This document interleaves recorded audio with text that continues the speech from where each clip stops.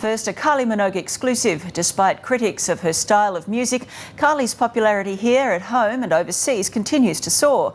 On a personal front, the performer's battled breast cancer, intense scrutiny of her love life, and continues to deal with questions about one day being a mum. And there's that reported feud with Jason Donovan. Kylie Minogue spoke to Nine Network entertainment editor Richard Wilkins in London. We've all got stuff to deal with, and this just happens to be the life that I have. 4 years is a long time between releases for any artist, but few have had to endure what Kylie has faced, from her well-documented battle with cancer to the intense scrutiny that follows her every move, her looks, her lovers, her lifestyle.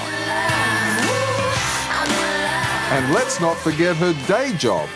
So it's kind of got a little bit of what you would expect, and a little bit that I'm sure people will find surprising. When you're planning a new album, a new direction, Surprising.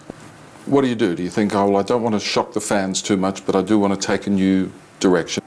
As far as image goes, it would depend what I've done previously and try not to do the same thing. Over the past 20 years, Kylie's managed to keep everyone guessing most of the time. From the squeaky clean image of the early days to the super sexy look on the arm of then-boyfriend Michael Hutchence.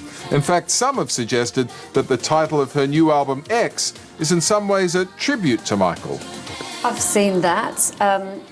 No, but I don't mind that. He's around. I'm sure he'd be pleased. You've become such a public person over the years, but still people are incredibly fascinated by everything about you. How hard has it been to guard your privacy with the eyes of the world looking up? It presents some difficult moments, that's for sure, but I always try to put that in perspective with other people's lives, and I think I'm grounded enough that I understand that this is quite unusual, but who's to say what is normal? Why is that? Why won't you like any of it? Because I like to be more private than that. What would be very unusual for most people is letting a film crew into their lives 24/7, which is exactly what Kylie did, allowing good friend William Baker to shoot a documentary about her homecoming tour. Now, you know, that takes on a whole new meaning, knowing that I had cancer at the time and I didn't know it. How many times did you call it off? Oh, I've lost count. Plenty of times. Because it was that was a traumatic time for you, to say the very least. Yes. But possibly something that might have helped me to do it was thinking, well, and one of the reasons Willie uses to encourage me to do it was that, you know, this is who you are. And we all love you for that, so don't be afraid to show that to the world. You say in the documentary, and you've said elsewhere, that obviously Olivia was a huge support through that whole time. Yeah. Can you imagine going through that without somebody there by your side? I can imagine going through that without a partner. I can't imagine going through that without people you love and who love you unconditionally. And Ollie was definitely part of that. It would be very difficult to do it on your own. For weeks there'd been talk of an imminent split. Pictures of French actor Olivier Martinez in the company of other women, yet reluctant to cut romantic ties with Kylie so soon after her battle with cancer. Kylie was recently quoted in Glamour magazine as saying that Olivia Martinez remains a good friend, but that the relationship is definitely over. But this doesn't seem to stop the speculation. My favourite is crisis talks. I mean, do you know anyone who's ever used the term, right, we need to have crisis talk? No, there's never been crisis, ever. That's really, really annoying. No. Friends? Yeah. Spoke to him just the other day, so. Most of us have been through it, and if you can, been through a breakup, and if you can do that with a mutual respect, then I think you're most of the way there. And wish each other the best for for your respective futures. You know, she was a massive part of my life, you know, one of the big love affairs of my life. Yeah, she changed my life, you know, when we broke up. We've had such a history together that you could never ignore that in a room. Were you at all concerned when you heard that he was writing a book? The press got on this kind of, you know, overbaked the pudding and was saying that it was a kind of tell-all. And I mean, you know, Jason, he's just such a stand-up guy, and I don't for a second think he would do anything like that. But it's a major part of, you know, the early days, so he has to mention it, and I'm glad he's been able to talk about it. Family is something that you'd obviously love to factor in there sometime. Well, yeah, we'll see. So far, and maybe never, will fit into the kind of nuclear family, 2.4 children and all of that.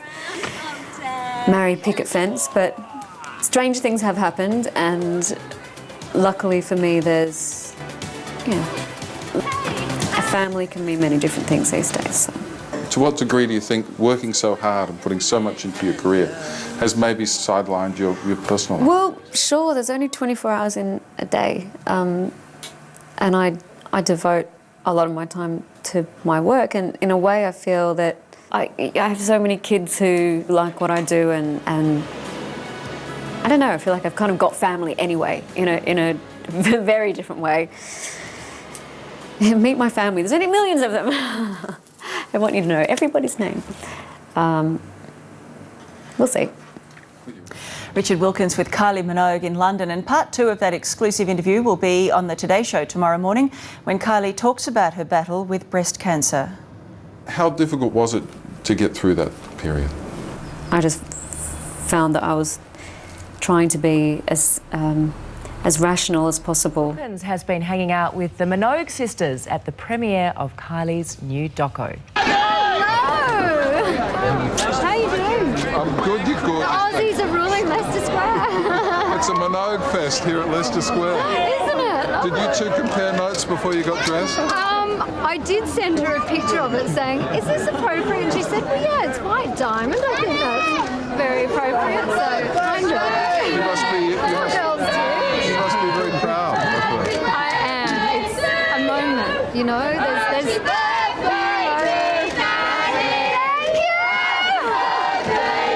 I'm getting older again. This Saturday.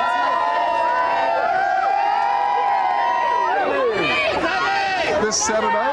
Yeah, this Saturday is my birthday, but it's a very special night tonight. And What are you going to do for your birthday? I'm going to be doing the first X Factor show, so I'm going to be mentoring my acts and battling it out with Simon Cowell to win the show. That must be fun, huh? Yeah, it's going to be really good. Really good. This is fun, this documentary, which of course you're part of. Yeah. That And must I've have been- seen it. It's brilliant. So brave of her, but it's not something that I would have expected her to do, and that's why I think it's a cool thing. And I think people will get to know her a lot better after seeing it. And that's my sister. That's the Kylie I know. Well, they say in this that you and her are probably closer now than you ever have been, or have been for a while. I think that, you know, when you go through tough stuff, you think you're as close as you can get, but, you know, there's always that new discoveries, and yeah, it's emotional, our bit. I brought a tissue because I'm sure I'm going to cry again. Thank you so much. Nice to see you here. Bye.